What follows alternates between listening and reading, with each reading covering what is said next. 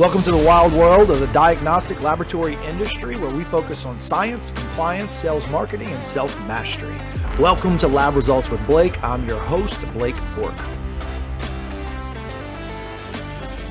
Hello, everyone, and welcome to Lab Results with Blake. I'm your host, Blake Bork, and today I have a very special guest, Mr. Jennings Depreist, which for those of you from Louisiana know that sounds like a Cajun name. Jennings, how you doing today? Doing great. How are you? Doing very, very well, sir.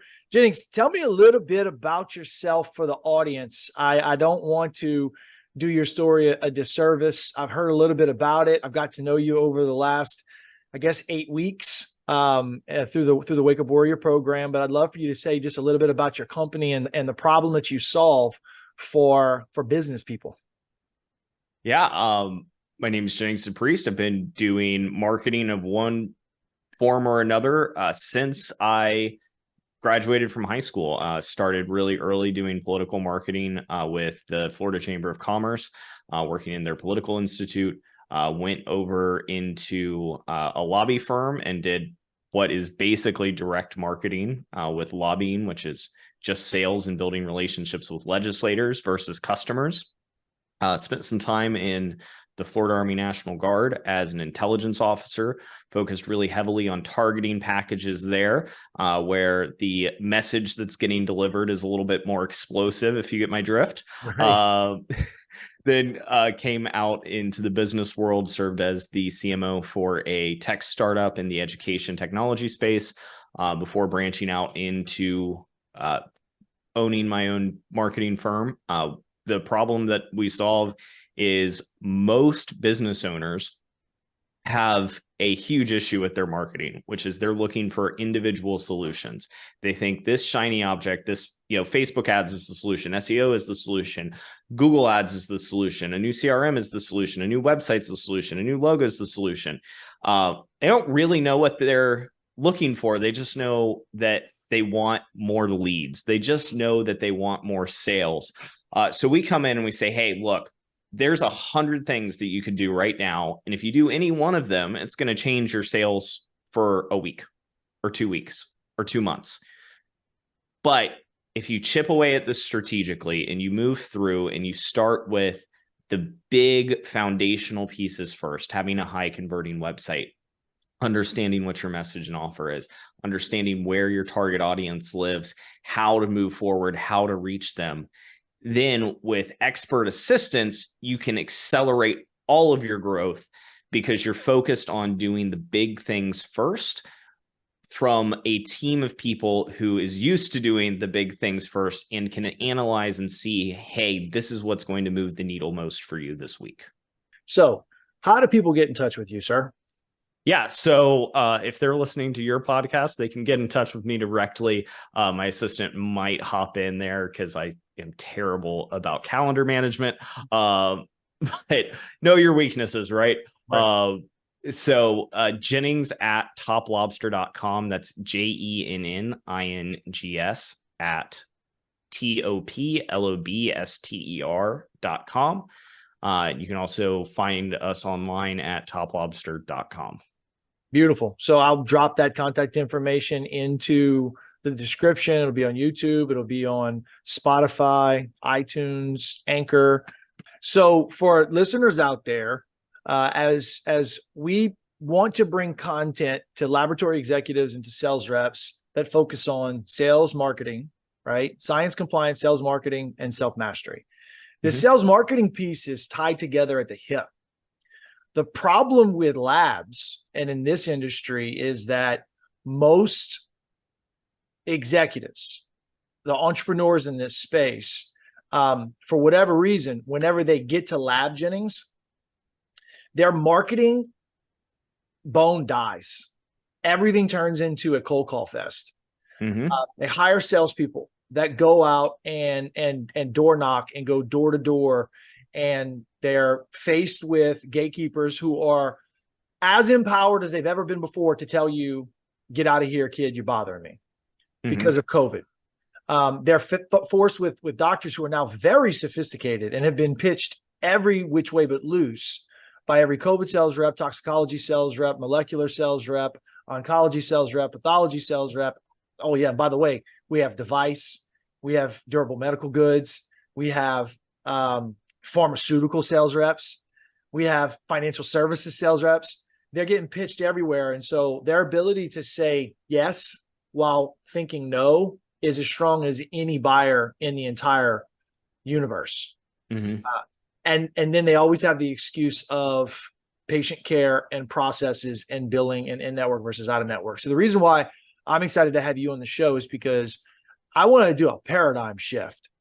By the end of this show, I want lab owners and sales reps out there who are going to listen to this, because I'm going to pump this one, who are going to listen to this show to understand that it is possible for them to generate leads for their salespeople to go out and actually talk to providers, doctors who want their services, who have already seen their brand and have given permission to be communicated with, and have maybe requested more information and is excited about talking to the salesperson about their problem. Is that possible? Can we do that today?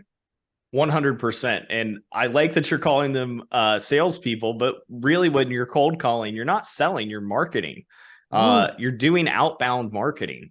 So we talk a lot about outbound marketing and inbound marketing. They are a cohesive environment. And if you don't have the inbound piece to support the outbound piece, your outbound marketing isn't as effective as it could be. And you're leaving money on the table. Beautiful.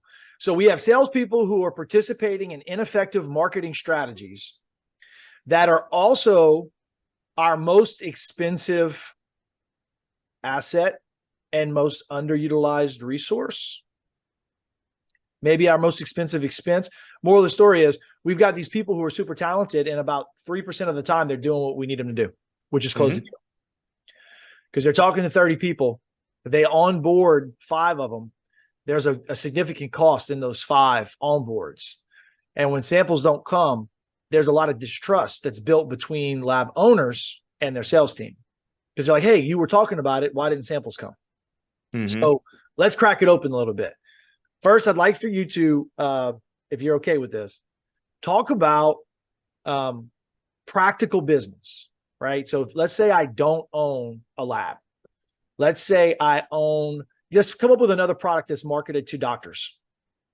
That's not Diagnostic Lab. What's another product that we can use as an example that's marketed to doctors? Well, let's talk financial services, because that's an area that my company has experience with as well. And it's something that doctors are heavily targeted for. Doctors and lawyers are the number 1 and number 2 target audiences for financial services providers. So I love this because I was a private banker for 6 years. A lot of people don't know that, but I was at JP Morgan Chase and then a regional bank here called Iberia Bank at the time. And my book was about 100 clients. 80 of them were doctors.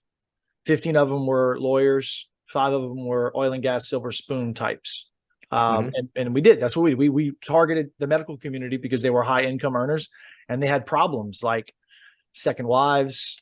They always needed money. And they needed us to go to them, and they wanted their hand held. So perfect financial services.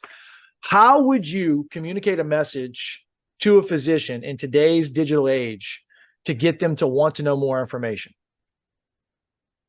Well, first things first, we do need to realize that doctors are in the digital age, which is one of the number 1 mistakes I see my financial services clients and even prospects making, is they think of doctors as being stuck in the hospital, stuck in the office all the time. They're too busy to check Facebook. They're too busy to be on LinkedIn. They're too busy to be targeted online, which is just false, right? We know for a fact they go online to check medical journals at the very least. But because of the dopamine response that social media gives, they are on Facebook, they're on TikTok, they're on Instagram, and they're targetable there.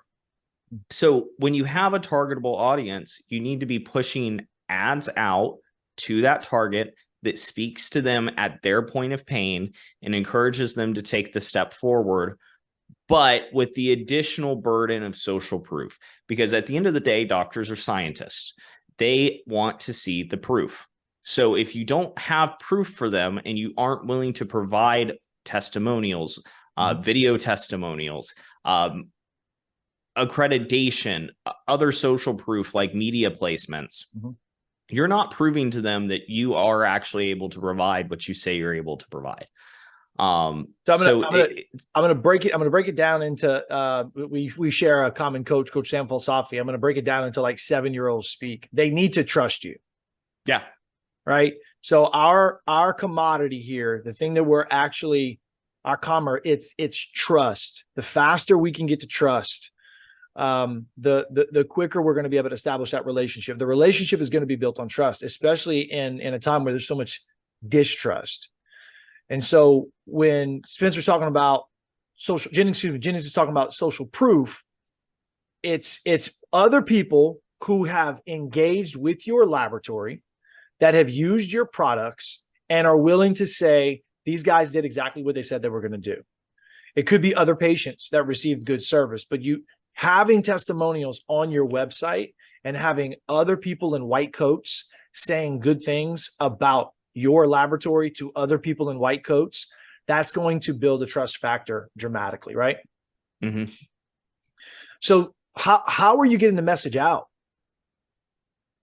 Organic social media is always the base. The reason that's the base, because by the way, organic social media and organic social growth, any of those most of those companies are lying to you.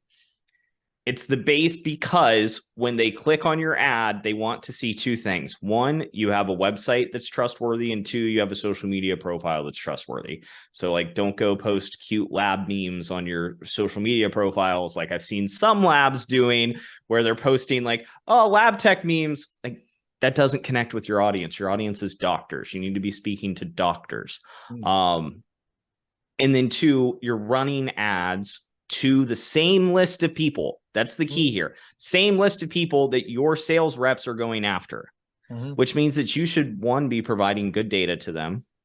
Two, you need to know how to set up retargeting audiences. And then three, you need a CRM that's integrating your sales process with your marketing process, so everything works together in the same direction to propel you forward.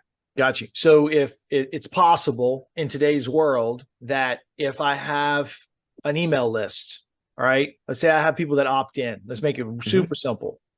I am on social media and I have a post and it's saying, hey, click here for more information.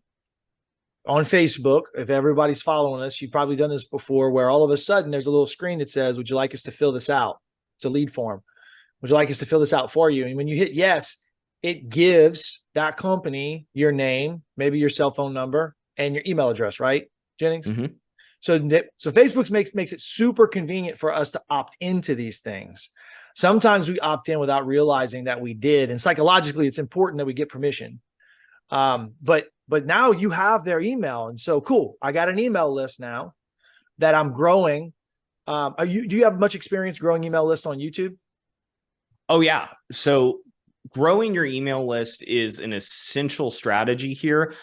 YouTube doesn't make it as easy as Facebook, unfortunately. But this is where you can use the psychology of doctors in your favor as a business, because doctors are naturally people who want to learn more. They spent however many years they spent in school and their internship and their residency, and they are hungry for information. So if you're posting a YouTube video without a call to action of like, hey, click below and get this guide, get more information on this, learn something new, you're missing out on that opportunity. With doctors specifically, if you are willing to provide information in depth, they are going to be willing to give you their email address and phone number, which then if you're running a CRM, customer relationship management platform properly, one, means that they're going to immediately get calls and emails from sales reps, and two, means that they're going to go in an audience, so you keep popping up and your name keeps popping up, so you have that familiarity when your sales rep walks in the front door and they say, oh yeah, I've seen them before, they know what they're talking about, I already know, like, and trust them. Beautiful. So as we're kind of progressing down this, we have this email list now. one of the other things to build trust, framing yourself as an expert. The first time I heard about this or learned about this, it was actually in Russell Brunson's book, Expert Secrets. Mm-hmm. So we had .com secrets that he came out with. Then he came out with Expert Secrets, and it was literally frame yourself as an expert. Well, guess what? Labs. You got PhDs. You may be a pathology laboratory. You're selling infectious disease, but our salespeople will literally go into doctors' offices and attempt to sell something to a cold audience without being a clinical expert on the product and how it impacts patient care. Mm-hmm. And it is literally like wasting your time, wasting a lead, wasting your money. Even if they have sold other products and they have a book of business, if you don't take the time to train them or equip them with the information or allow them to point that lead to an expert, right? You're really blowing an opportunity. But what this email list allows you to do, and what the social media marketing allows you to do too, and you forgive me if I'm overstating or if I'm wrong here, but it allows them to begin to build that expert frame where they're posting on content and a message that is going to appeal to a doctor who's like, wow, they know me. They know that's exactly what I want to hear. You become a source of information and knowledge. You get to plant seeds inside of fertile ground now, right? Right. 100%. If your salespeople don't have a frame or a posture of being an expert, they're selling from behind. And by the way, doctors are some of the hardest people to establish expertise with because they have credentials on the wall that back up their expertise. And they can sniff out frauds. So you really have to be aware of that heading in. And again, the sales rep doesn't have to be the face of all of your marketing. You should have, again, experts in white coats, PhDs. The people at your labs who are experts should be the faces here.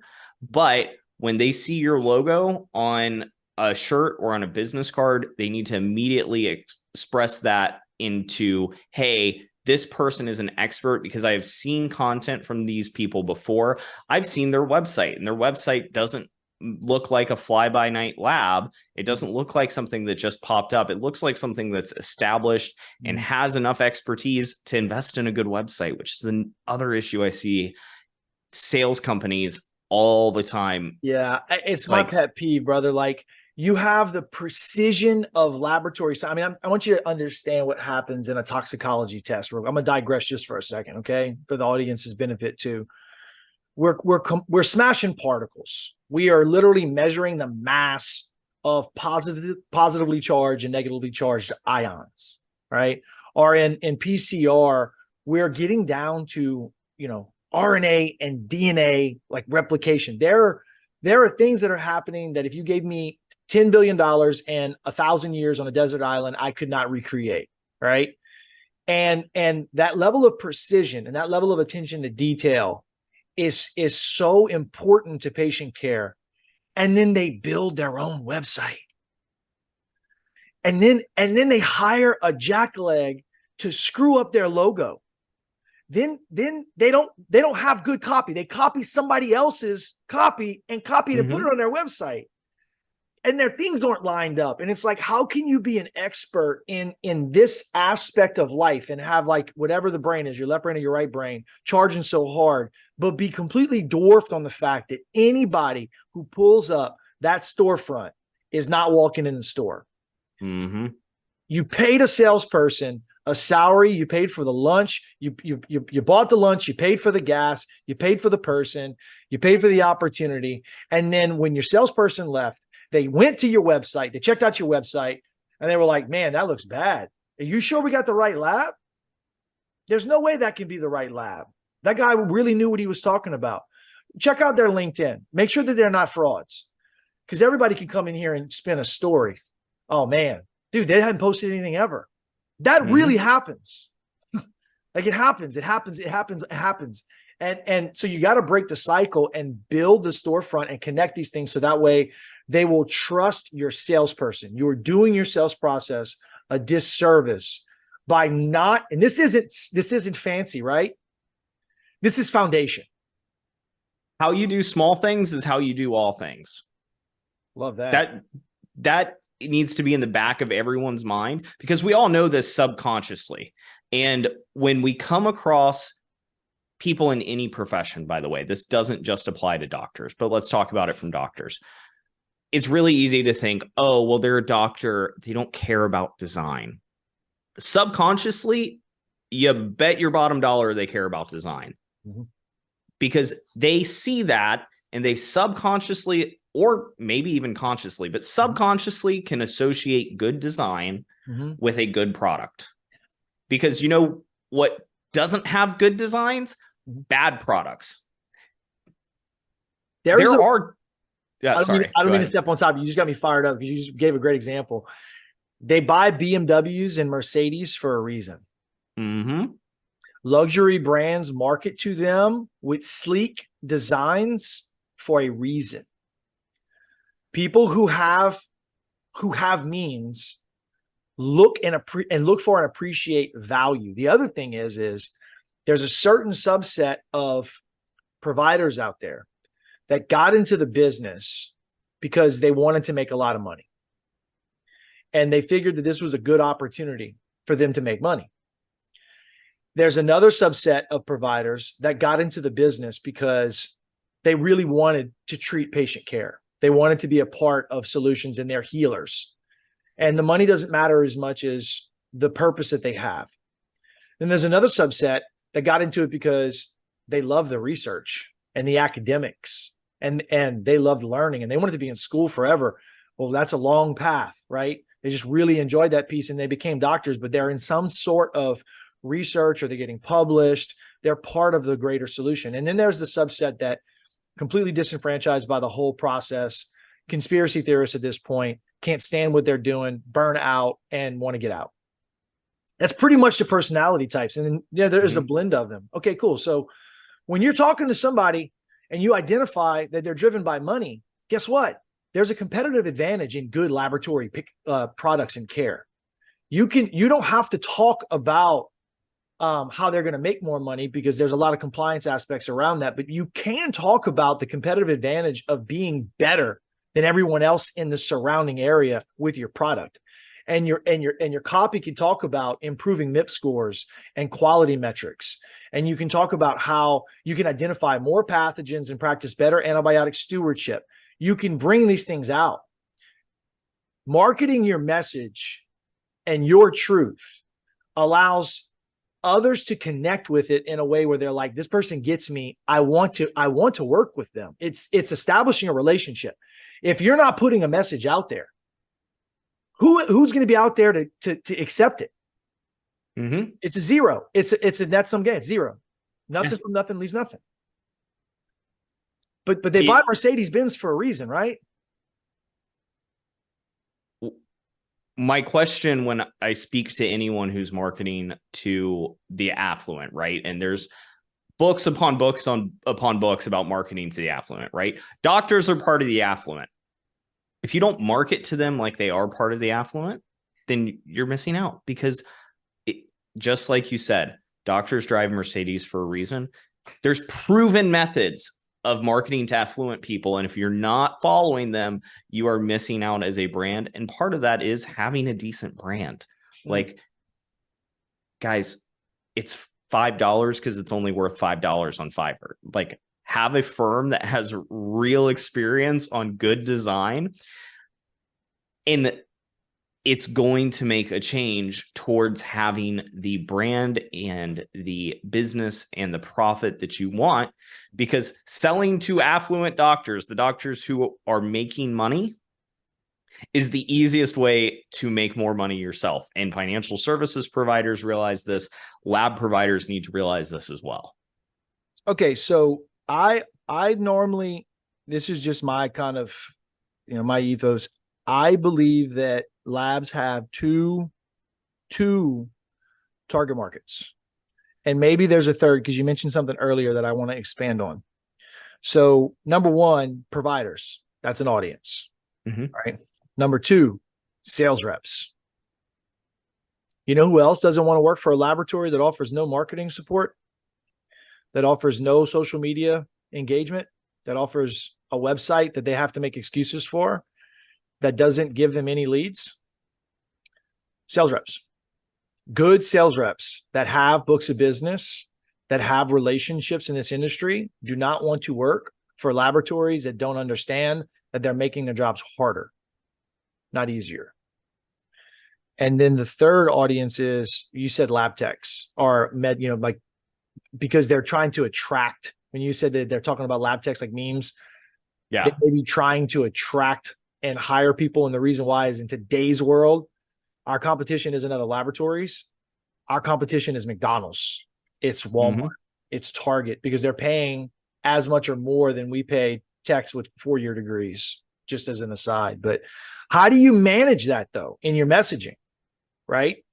As you're posting and you're looking for new people and you're trying to present, how do you manage two audiences and recruiting and also putting out an expert frame that you understand clinical? Is it as easy as just the way you post, the time you post, how you give me an idea? Like, that's my problem as a lab. I got to attract sales reps, and I want to frame myself as an expert in the way that I'm communicating. What do I do, Jennings? So what I will say is, your messaging and your marketing has one audience, and that's the people who bring you revenue. Okay. Which is two groups in the case of labs. It's doctors who are going to your sales reps, and it's sales reps and attracting good sales reps. But the way you attract more sales reps is by having marketing that they can see is attracting doctors and getting them inbound leads. Because, by the way, I've never met a single person who's just like, I love cold calling. That's why when you hire salespeople, by the way, what do you do first? You put the new ones in the cold calling department. So your old ones and the experienced ones and the closers, like, there's setters and closers in almost every business. Setters are the new people who are putting in their time, which is an important thing to do. And closers are the people who have already put in that time. Closers and the people you really want to attract are people who can look at your marketing and see, like, hey, these people are attracting doctors. Like, this is the type of thing that's going to be an easy sell for me with doctors. This is going to be an easy close process. I can establish that. Let's think of like a major brand, and you used like Walmart and Target as competitors. Let's think about Target as competition here. How often do you see Target post like, we're hiring on Facebook? I can't ever have. The answer is never. Now, do they have specific ads that are targeting people who might need jobs? Sometimes you can go into ad libraries for major companies and you'll see hiring positions. Do they have a careers page on their website? Absolutely. Is it attractive? Absolutely. But the thing that attracts people at the end of the day is money. And if they can see, hey, this lab knows what they're doing, they have all of this together, they are paying attention to details, they are promoting their brand, they have a cohesive culture. Again, it gets back into the subconscious piece of how you do small things is how you do all things. And a lab tech or a sales rep will forgive you for your marketing only being geared towards doctors because they get it, right? Even if they don't consciously get it, okay, it makes sense. They're trying to get more doctors so they can hire people and do all the things that we need to do as a company. Beautiful. Doctors won't forgive you for talking to sales reps and lab techs. Got you. Okay. So we stay true to our single audience, and that's the people that we're serving. The sales folks are going to see that we're true there, and they're going to be able to watch. I don't need to talk to the salesperson. I need to show the salesperson that I know how to get leads, which is what they want, to sum it up. Correct. Beautiful. All right. So if I am back to our financial pitch here, we're selling a non-lab service to this affluent market of physicians. What do they want to see after I've communicated the message and I've presented the value pitch? What are some of the I want to throw out like a webinar, right? Or I want to throw out like a long form sales letter, or I want to like, what's the way to engage them to be able to educate them in today's world? What's working? What's not? Webinars are by far one of the most effective methods of reaching affluent people across the board. If you're targeting small business owners, lawyers, doctors, whoever, webinars are attractive because we like feeling like we are being educated when what we're really looking for is entertainment. And that's a really fine line to walk with webinars. It's why we have a specific webinar process that is proven to provide enough education with enough entertainment to keep people engaged through whatever your pitch is. Long form sales letters are awesome if you understand copy psychology. So everyone likes to think, and again, we'll use doctors and lawyers, clump them together. Everyone likes to think doctors and lawyers are like, oh, well, they want to read at this really high level.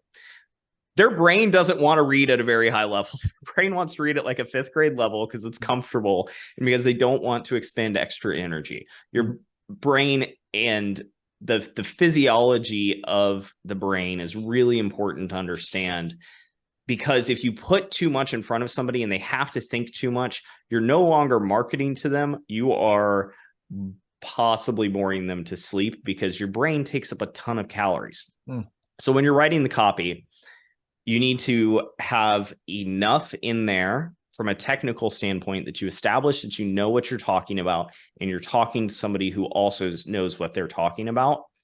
But you have to bring this into a place where it's easy to read, it's enjoyable to read, and it tells a story. So 2 quick things that people can do to improve their long form sales letters if they're not going to put this into a webinar format. 1, a sales letter should never have more than 3 lines of text at a time.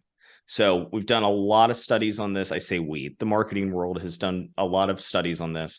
The average American only wants to read about 3 lines thick at a time. So, and by the way, that means compressed onto a phone, 3 lines thick, or expanded onto a website, 3 lines thick. So you have to be able to break up your copy in such a way that it's chunked.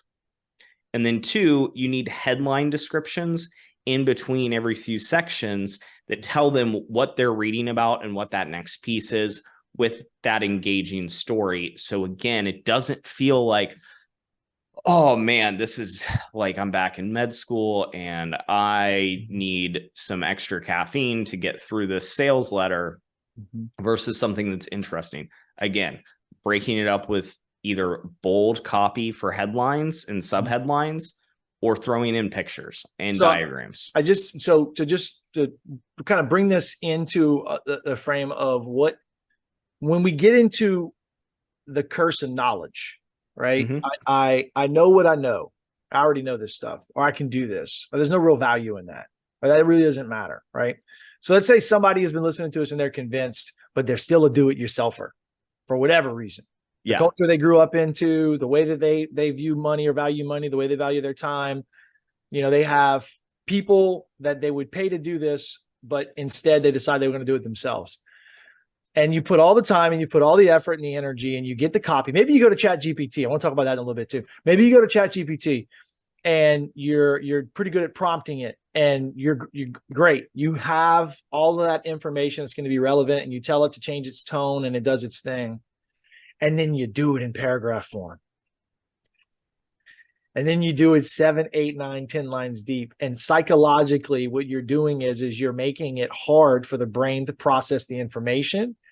And so your crocodile brain, as Oren Klaff says, will save you from the information because it's trying to protect you from what is now perceived as a threat. Right. And this isn't something that like, oh man, no, that's not. No, this is hundreds of thousands of years of evolution, of us becoming who we are. And only over the last, I mean, what? When did you graduate? No, I don't want to ask your age. I'll tell you mine. I graduated from high school in 1998 and Google did not exist yet. Yahoo did not exist yet. I didn't have a cell phone. I had a pager, right? And so we've only been processing this type of information on our cell phones pretty much since Apple changed the world whenever they invited the world to come and reimagine what a phone could be. So we don't have hundreds of years even of us reading only 3 lines of text. Our brain is defending itself against the information onslaught. 100%. And that's why I keep a little brain on my desk to walk people through it. This part of your brain is how people process information first. It's your crocodile brain is right here. And it all it wants to do is fight, flee. We'll use the word fornicate instead of the other F word. Yeah. Or feed. Like those are the 4 things it wants to do. And if your information is making it think that it can't do any of those 4 things, all of the rest of the information gets blocked. It doesn't get into that higher level of processing, which comes into a whole different discussion on branding and targeting and the ways to get around the reptilian brain or to use the reptilian brain in your favor. That's a whole podcast in and of itself. But you're 100% correct. We weren't built for digital media, and you have to build digital media around the brain for it to be effective. So taking that and we're going to continue down the journey of getting this message. So let's say somebody attends our webinar, right? Maybe they watched a long form sales letter that was well spaced out and not confusing and had good headlines and mattered. And then they decided, you know what, I'm going to invest more of my time. See, the other thing that we're not considering here is that they have choices. They can watch your webinar because they think it's valuable, or they can watch, I don't know, a rerun of Knots Landing. They can watch Suits on Netflix, or they can go play with their kids. You know, there's a lot of things that they can do. So we're asking for them to spend their life, a part of their life, learning from us, right? And the reason why we're doing that is because we want them. I want to know if you agree with this statement. I want them to opt out of my funnel. I don't disagree with your statement on wanting them to opt out, because you definitely want people who are not a good fit to opt out, 1, and 2, you want people to skip the funnel and go straight to the sales process, which I think is where you're going with the opt out you want people to opt out. That's my number 1 pet peeve on funnels is people pick up any of Russell Brunson's books on funnels, since he's the guy who made the word funnel so popular. They pick up this book and they're like, I have to have this funnel and this sales process, and this is how we do things now. And it's like, no, you got it. Like the goal is not to have a funnel that takes them through every step. The goal is to get them to give you money, or in this case, give you samples, which same thing as money. That's the goal. And anything that impedes that goal is just, it's an impediment. And I've had this on sales calls. I'm sure you have too, where you've hopped on a sales call with somebody and they've been like, here's our process. It's like, no, bro. Hey, I'm bought in. I'm all in. I like this idea. Here's my money. Like, shut up. And they're like, no, we have to take you through the process to make sure. And like, you can't do that. You can't do that in a funnel either. It has to be easy to get a hold of a salesperson, right? Like, you need a sales number where you can have a doctor call and they don't have to go through your IVR system to get to a salesperson, right? Like, the number on your business people's cards for doctors should not be the same number for patients or for established doctors. There should be a different number that gets them through that system. So they're opted out of your funnel and they're now buying from you directly. Yeah, there's a whole that tracking and making sure that laboratories protect the numbers that are on those business cards and that salespeople aren't crossing out the number. First off, labs got to provide a working number. I've had some nightmares with, for whatever reason, a phone system that just wouldn't work the way that it was intended to, and salespeople had to cross out the number and put their cell phone numbers in. The problem is that if you're creating business cards and you're branding your name, your logo, your lab, your reputation, and you're allowing salespeople to put their personal cell phone numbers on the card, all you're doing is inviting them to take the book of business that you paid them to create. And it's a little thing. A lot of labs, again, they're cheap, so they don't want to pay for a cell phone or the cell phone number. to put on the card. They don't realize that they can just get a digital number that forwards to that salesperson's cell phone for like $5 a month. Just forward it. Get the number. Am I wrong on that? No. So I recommend this with all the companies I work with, including pool companies. I did this for a pool company yesterday, so we'll talk about that. High-end pool company, they go in and they do remodels on pools at $1 million houses. They do really cool stuff. They needed a number that could go to different salespeople. So we just set them up in, I don't know if I'm allowed to do company plugs here, but OpenPhone is who we use for clients. The reason we do that is they have Zapier integrations, which means it integrates with the CRM. And it's easy to pull one person off and then give access. It also has text messaging. So if you download the app, then your salesperson can functionally have a company phone that is for company purposes that acts as a cell phone within their own phone. So this is something that, I mean, if you want to go down the path of call tracking and recording conversations for quality assurance, and because there's a lot of compliance aspects of making sure that your salespeople are saying the right things, you can get into the weeds in this. But if you're a startup or maybe a just started, or you got 8 to 10 salespeople, the moral of this little part of the story is you need to protect your business. And don't just give it away. We're paying salespeople. I coach and train salespeople, but I started off as a CEO of my own lab. And so I've been on both sides of the spectrum. I know what it's like to get screwed over by labs who owe me money. Happened a lot. I know what it's like to be a lab CEO that has to make hard decisions, that has to cut sales reps that you didn't want to cut because Medicare changed the rules and they walked away thinking I screwed them over when I know we didn't. So I've been on both sides of the coin. It doesn't matter for me what the story is. When you don't work for me anymore and we have an agreement and I paid you to bring on business to my laboratory, that's my business, right? And it's normally spelled out in an agreement. I don't care if you continue to work in the industry. That's my point of view. Go provide for your family.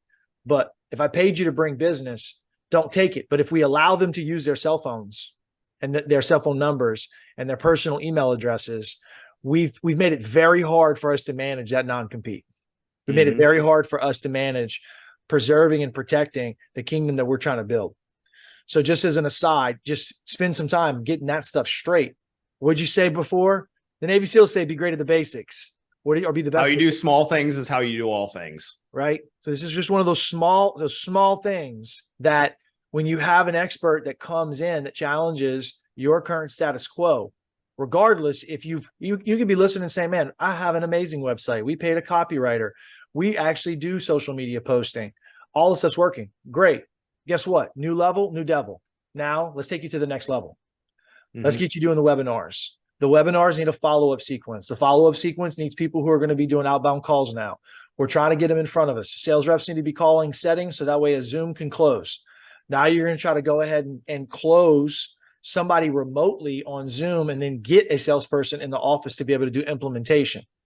So that this is a whole sequence that you can do that allows you to be able to plant enough seeds that grow. So that way you're not praying for rain. You're praying. You're making it rain. And more than that, you're making it rain with fertile seeds. Because this is the number one issue that we've run into with clients in the past. And this is why we've started hiring setters on our staff, not on our client staff, on our staff to handle our clients' inbound leads. Is we would generate leads for clients and 5 days later, they wouldn't have called. You don't have 5 days once you generate a lead. You have 5 minutes. There's a 400%, and I know that sounds like a silly made up number. That is the real statistic. You have a 400% drop off of lead to appointment rates if you wait longer than 5 minutes to call the person afterwards. So if you don't build in these systems, if you don't build in these flows, if you don't build in these funnels, you are always leaving money on the table. The question is, do you have the right sniff dogs to go out there and find where you're leaking, where you're losing money, where you could be pulling in more leads, where you could be maximizing the relationships with doctors you already have? That's the value of working with a true team of experts instead of trying to do this yourself. because there are people, just like doctors think about patient care most of the day, there are people out there who think about sales most of the day. There are people out there who think about marketing most of the day. There's people out there who think about mindset most of the day. There's people who think about your industry most of the day. And it's having those people on the team to make sure when you make it rain, when you put in that money, when you build this influence, when you build this content bank, that is providing a steady stream of income to your lab for decades to come. It's the most important thing you can do. This was my biggest fear as an executive, and even as a national director of sales. I felt like I was being held hostage, right? We had some very large, rep groups that were sending samples to us. I say rep groups, like W-2 employees that were sending samples to us. And at any time they decided they wanted to leave, a significant chunk of our revenue was going to be gone. And we didn't have the lead flow and the new business to be able to replace some of those whales. But we used well revenue to expand to a point where we needed to keep the whales. So now the leverage of all decisions tilt from, where it should be 100% focused on patient care to now 100% focusing on the personalities of the salespeople. And as a lab executive, it's a real scary place to be, because if they leave, my business could fail. And now I'm not making decisions based on a quality standpoint. I'm not making decisions based on a people standpoint. I'm making decisions 100% based on profit. That's where compliance risk just come up and just rear their ugly head. So you have an obligation to protect your business by making sure that you have a constant lead flow coming in that gets immediate attention and allows you to pre-frame your clients or your prospects to introduce these ideas, so that way a closer can close them and you can implement. Jennings, important question for you. How much marketing do you do to your clients post-close? Every single interaction we have with our client post-close is marketing, right? Like, this is a discussion I had with my account managers this morning. Hey, if you aren't talking to your book, right, your accounts every day, I don't care if it's, hey, this is a small win that we had. Hey, we need to get you on the schedule. The standard is every day, because every interaction is marketing. It's reminding them what you are doing for them, how you should be working with them. It's building that relationship long-term, because one, our clients are our number one source of new business. Like, our referral to close rate is insane. We get really good results for our clients. We have a 98% client retention rate year over year. It's very rare for us to lose a client on anybody's terms other than we drop them because of culture fit. But the reason for that is we put a real interest in our account managers building those relationships and continuing to market person to person. Right? Everybody thinks of marketing as like one to many, which it is, but it's also that person-to-person relationship that's more valuable than anything else you can do. That is something that I think is a gold brick that people need to hit the pause button, rewind, and hear it again. Every single time we are communicating with our clients after the close, it is marketing. We are communicating a message. We're deepening a relationship. We're expanding the relationship, especially in lab services, because we've got to build competence. See, in the financial services piece of this, let's say we want them to roll over a 401k. All right. And we are looking for doctors' offices that actually provide 401ks, and we want to roll over the whole thing. Bring it over to us. Once we get them to sign the forms and the transfer occurs, that salesperson has to manage the relationship and continue to bring value to them if they want to sell other financial services. If they want to continue to get more, if they want to now, hey, we'd like to do trust planning for you and your family. We'd like to provide your treasury management services, your card services. We want your business account. We want your checking account. We want to provide you a line of credit. Hey, let us refinance your house. every time. I'm trying to expand the relationship.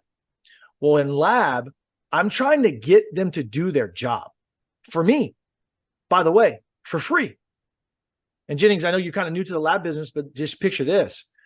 I can't pay them. It's illegal for me to pay them. Mm-hmm. They've got to fill out my requisition form.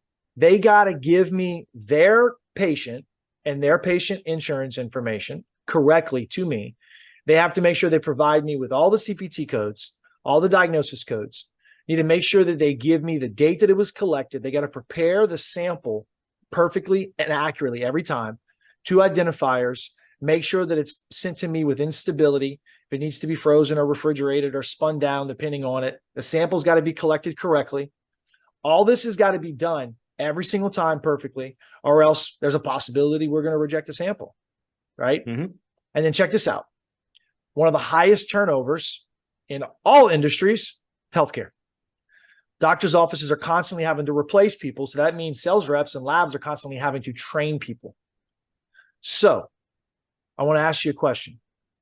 Give me an idea of how a laboratory, considering that's the problem, could create a scenario where they can offer real-time training to their doctors' offices and providers without making it super complicated. What type of systems could they put in place to be able to have their clients access training material when the salespeople are not around? The easy answer here is you can build an online course or even like online guidebooks that are attached to the samples that you're sending. Every time you send a sample, you could have a card in the box, the bag that says, hey, for updated training, please scan this QR code. Go watch this. And have a video on exactly how you need the sample pulled. Mm-hmm. Exactly what you need done, step by step. You can do the same thing for patient care, by the way. If you really want to provide value to doctors, how much time do you spend in the waiting room when you go visit your doctor? A lot. If they had a nice, attractive QR code on a poster, do you not think the patient might scan that and learn a little bit more about the test? It's why pharma puts up the sponsored brains or the sponsored most of the doctors' offices I've been in recently have been obese. So the sponsored reproductive systems, right? Sponsored by insert birth control here. Mm-hmm. It works. And you could have this education there for a patient on what the process is like. And by the way, if you're working with a cash pay patient, you could also link that into a payment portal for them so that it's easy to collect the money, because collecting the sample is great, but getting paid for it is what you really want. Oh, so that's the most important lesson of this entire podcast so far is I say this till I'm blue in the face, man. Thank you for bringing it up.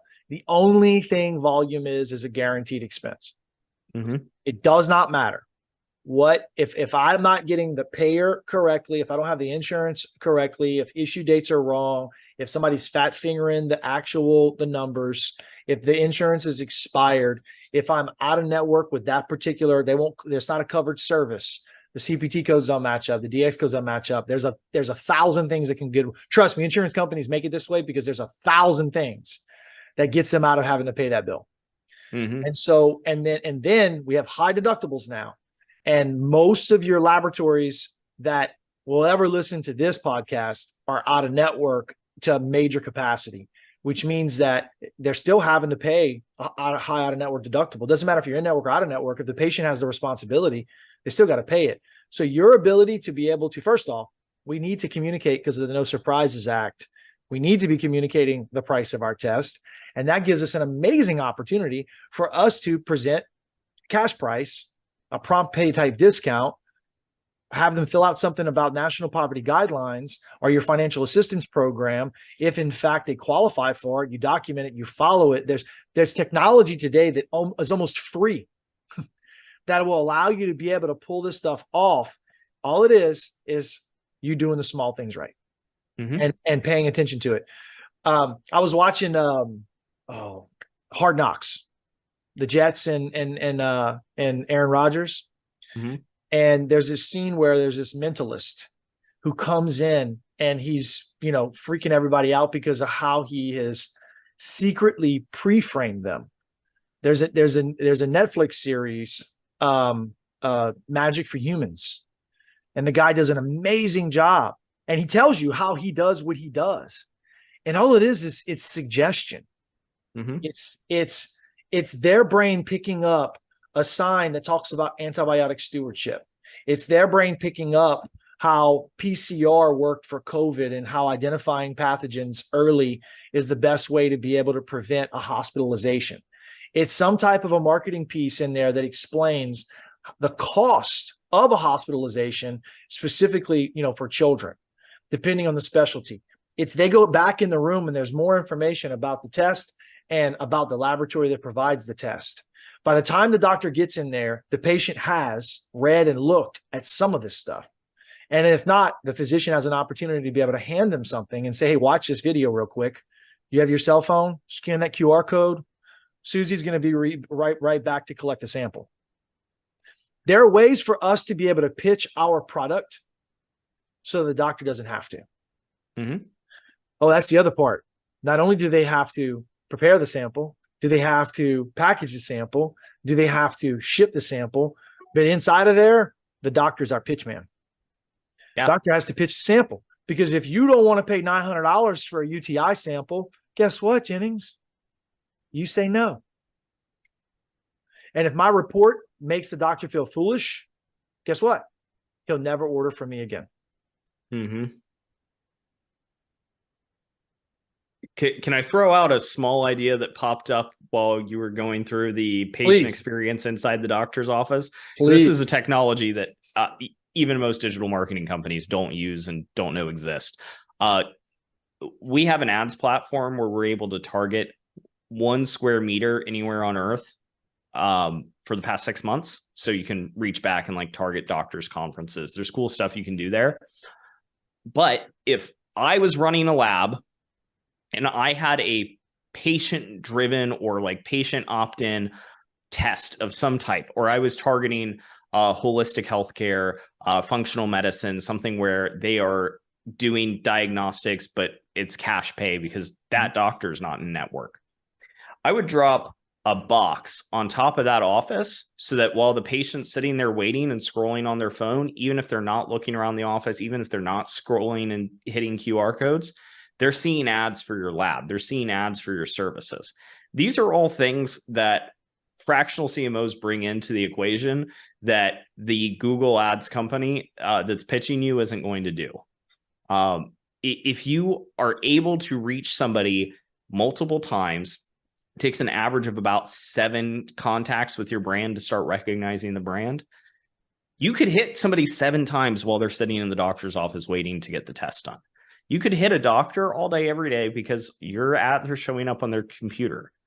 There's lots of really cool ways that you can, again, incept or suggest your brand into their existence that people aren't thinking through. And I, by the way, feel your pain with not being able to pay doctors. My first career was targeting politicians and elected officials. We also couldn't pay them, and there was no benefit to them passing our bill other than the benefit that we convinced them was real. Or the story that we painted around how it was going to impact specific people in their district. Props to sales reps and props to labs, because selling to people who you can't pay is one of the hardest things you can possibly do. But there are ways around that, and it's that mentalism, it's that inception, it's that suggestion that you're talking about. Yeah, it ends up being the patient care. I'm a beat a dead horse. You focus on the care, and the care is going to carry you through. It has to be about the patient care. If you're not able to reframe and focus on the patient care, every single part of that process that I just mentioned ends up being tied back to, if done right, there's a positive experience for patient care. If done wrong, there's a negative experience for patient care. So when we're training for competence, competent people do what's necessary. If it is not necessary for them to do their job, they will do nothing. So period. So doesn't matter if they're competent and they're conscientious, honest people, got a good outlook on life, the right mind frame. If it's not necessary for them to do a task, they won't do it. because it's a waste of time. It's a waste of resources. But as soon as you align necessity inside of this path, it becomes necessary for us to do this, or else if you don't put two identifiers on the tube, the sample is going to get rejected because of CLIA regulations. That means the patient sample is going to be delayed. The doctor is going to be mad. The patient could end up getting hurt, harmed, or endangered. And so it's necessary for us to put two identifiers on the tube. Does that make sense? They say yes. Okay, repeat back to me what I just said. Teach me like I'm a 3-year-old. What did I just say? And then you check in with them and you find out they weren't listening. Why weren't they listening? I don't know. They were thinking about soccer practice at 5:30. Right? So it's these subtle check-ins. And I have, like, as a salesperson, traditional lab sales right now, Jennings, I'm gonna go in there, I'm gonna do an implementation in 20 minutes, and then I'm out. 20 minutes. This account is worth $300,000 a month. I'm gonna go in there for 20 minutes and pray to the God of skinny punks that they listen to everything I said and they're gonna be able to do it. Only to find out the person who actually does sample collection, named Rhonda, wasn't there. Wasn't there. Guess what? Stephanie didn't remember anything I said because she was worried about her grandfather who's in the hospital. Found that out later. And now I got to reschedule with Rhonda. Cool. 2 weeks before she can get to me because she just came back from vacation. So that's $150,000 in revenue for the laboratory, and time kills all deals. So being able to set these things up and having these offline training processes in place, these really simple things, these nuances, I'm telling you, if you're a laboratory out there and you're hearing the sound of my voice, there is a better way for you to be able to do things, for you to be able to market your message and get leads. So guess what? Nice little subtle thing you can do to a doctor. next time you're talking to him, just show some respect, ask permission. Hey, Jennings, I really want to solve this solution with you today. Just want to be respectful of your time. Would you be okay if we talk a little bit about how our solution can help your patient care? It's a simple little pause and a stop, but I'm telling you, it unlocks an opportunity for you to be able to participate with them in the solution instead of word vomiting. So taking us back to our financial program here. Okay. So we're marketing to them after. We're asking to expand business.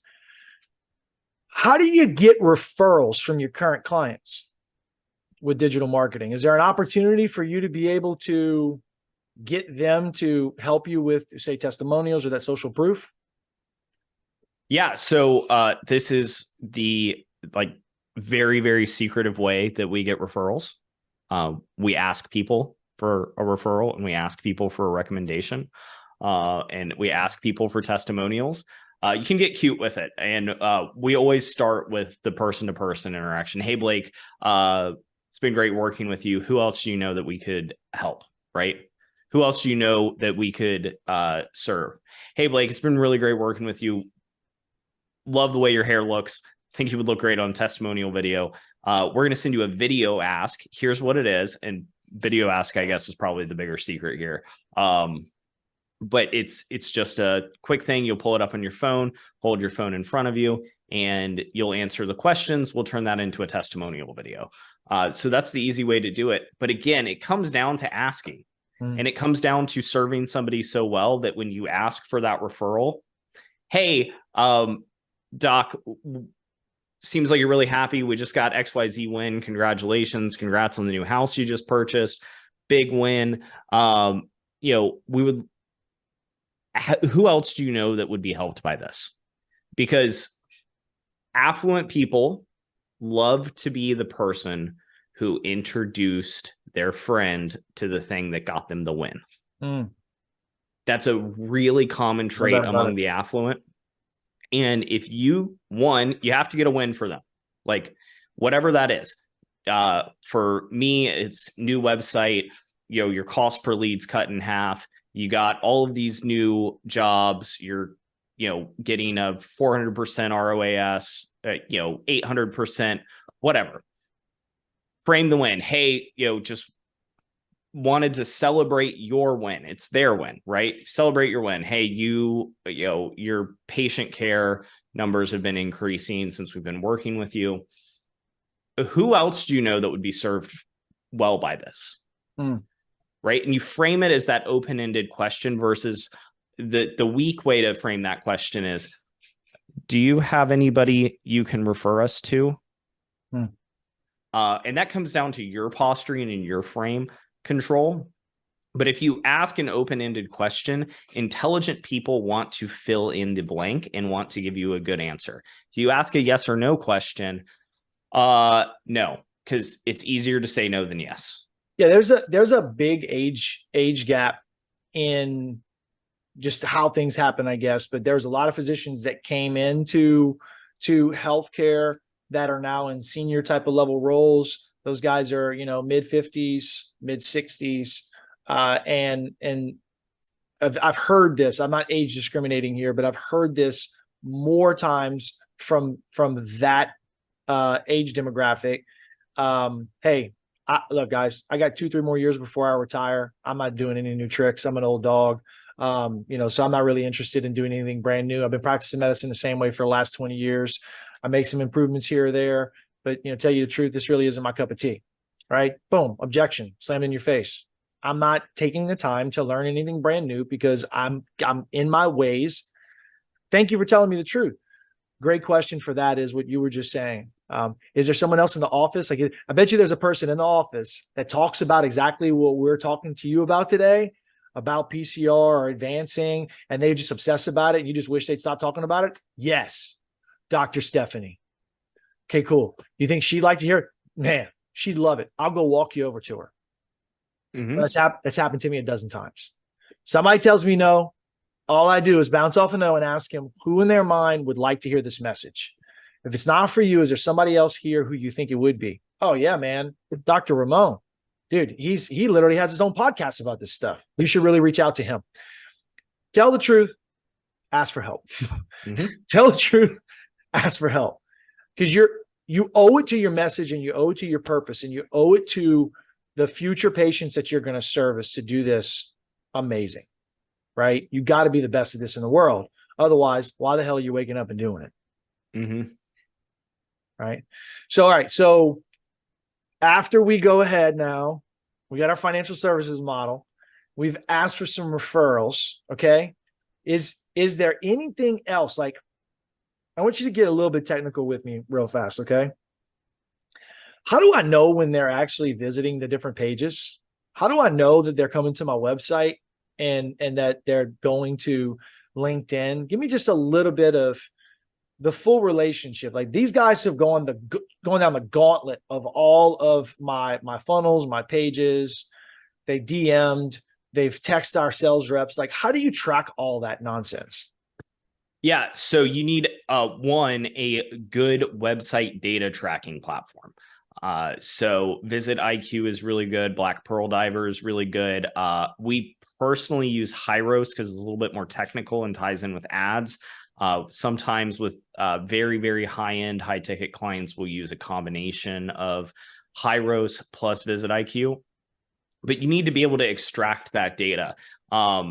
Visit IQ and other heat map softwares are really, really cool because it'll show you exactly how they interacted on the website. You can literally watch their mouse move around the screen and click, or like rage click and like, this button's not working, which is I just did that. I did that on the on my Anchor. I was trying to launch my podcast for this morning. It didn't launch and it wouldn't let me do it. I was just like, Yeah. Yep. Yeah. So you need that on the website. But you need that to integrate with your sales platform. So we use a sales platform called High Level. It's a CRM, customer relationship manager. And we have specific triggers in there. If this person clicks this link, then it tells our sales team, it tells our setters to do Y. If if this person visits X number of times, we're going to put them into this Facebook audience so that they see this set of ads. And you can get really crazy technical with it. I was speaking with one of my clients. He's a home service business provider. So he plumbing company, right? We'll cut out the technicalities. Mm-hmm. He's like, hey man, my old boss just rolled out this system where he can see if somebody visits the website and it tells him what pages they do. And then it automatically cross-references with their last water heater purchase, so we know how old their water heater is.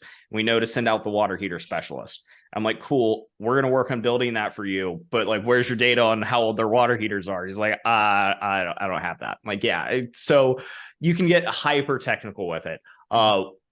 Let's talk about foundations and like baby steps. Cause again, I'm all about doing the things that are going to get people the biggest wins first. And when you spend 6 months building out a data system so you can get all this perfect data, that's 6 months that you weren't generating leads for your salespeople. Beautiful. First things first, you need a CRM. Like the days of salespeople tracking things in Excel spreadsheets or in their brain, which I still will talk to sales teams and they're like, oh yeah, I just keep track of all that on my head or pen and paper. It's like, dude, come on. Like, let's move this forward so that we can help you close these people. You need our CRM. I really like High Level. Blake, I know you use High Level. It's one, very cost effective.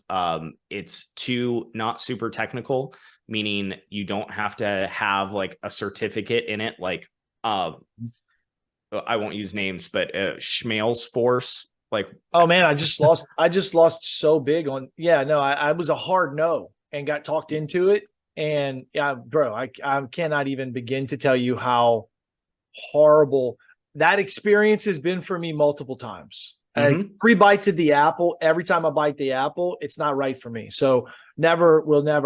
I'm saying never right now. I will never use that name ever again. So the same thing with SmubSpot. Yeah. Like same thing. I do have 2 clients who use that platform. The issue there is you almost need somebody who all they do is specialize in working the system and managing the system and updating the system to make it like just work at a functional level. And again, I'm all about building blocks. I'm all about what can we do to get a win right now so that you're getting enough revenue that you don't feel like I'm an expense. We can immediately show you a return on investment. So we like High Level for that because it's easy to track and there's lots of integrations and it's pretty and easy to use. You need that. You also need a Google tag on your website so you can get the base level of analytics. How many people are visiting your website? How many people are closing? How many people are filling out lead forms? You also need a Facebook pixel. Again, all of these things like you could do yourself if you YouTube or Facebook pixel setup. Facebook pixel tells Facebook, hey, this person visited my website. I want to now show them ads. Most basic level of doing retargeting, most basic level of pushing people forward. It doesn't tell you their name. It doesn't tell you their email address. It just, unless you use Conversions API, but that's a whole nother discussion that, again, you need technical people to do. Most businesses, if they just had a decent website, plus a Facebook pixel, plus Google Tags Manager, and then a CRM to handle their leads, they would see an immediate 10 to 15% increase in their close rate because they would have the ability to just retarget. Like, again, it's not about building out the super complicated system on day one. It's about building a foundation that lets you build the super complicated system in 6 months. Once your cash flow is paying for everything you could ever dream of marketing wise. That part right there, I think fundamentally is just, it's good entrepreneurial intellect, our wisdom. We're not asking a laboratory in this discussion to front load 6 years of marketing expense in the first 60 days. What we are saying is build a foundation that allows you to increase your sales, increase your revenue, and then reinvest that into your marketing and your sales. Because once you figure out your cost per lead, right, your click-through rate, you start looking at some of these things where you can say, it takes me $850 for me to get a client to say yes. In the lab business, you may say, man, I'm not paying $850 for a client. Yes, you are paying a lot more than that. You're a salesperson, you're paying, I don't know, let's say conservatively $80,000 a year to, or $7,000 a month. And you're going to pat them on the back if they onboard 2 really good clients a month. So right there, you're paying $3,500 a month for 2 really good clients to come on board. praying that they're going to send you samples, and you haven't factored in the cost of lunch and all the other issues that you have trying to actually bring that business on. So if you can get your good closers to bring on 3 clients a month, you've increased that salesperson's productivity by 50%. If you can get them to do 6 clients a month, bro, you got a President's Club member. And so it's the art of getting more opportunities, more at bats for your best hitters. That's what we're trying to do. We got people who know how to close. Our problem is we have them driving in their car. We have people who know how to close. The problem is they're talking to clients who do not care and do not want what they're selling, but are willing to eat the free lunch. That's the game. That's the paradigm we're trying to flip right now. We want clients who are thankful, who are grateful, who are appreciative of the service that you have, who are looking for you, who thought that maybe a laboratory like yours existed, but they hadn't been able to find it.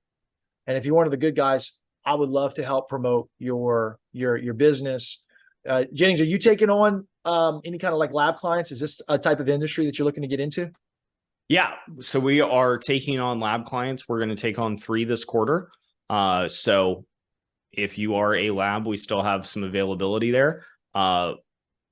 It's a fractional CMO package. Like I said, we're not the guys who you're going to hire just to do your social media management organically.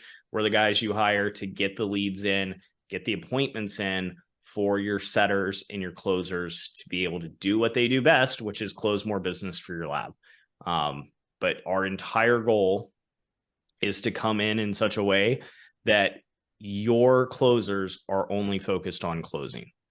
So if you're looking for a good fractional CMO, Jennings is there. But more importantly, take this information and see how you can apply it to your laboratory today. You have an obligation for you to be the best at converting prospects. You should be giving your sales reps leads, and you should be making it easier for them to close those leads by supporting the message. Frame yourself as an expert. Build yourself a legacy, impact patient care all throughout your region and across the country. There's no reason why you can't market your message in a positive way in this digital age. We'll see you guys later on. Thank you so much for joining this podcast.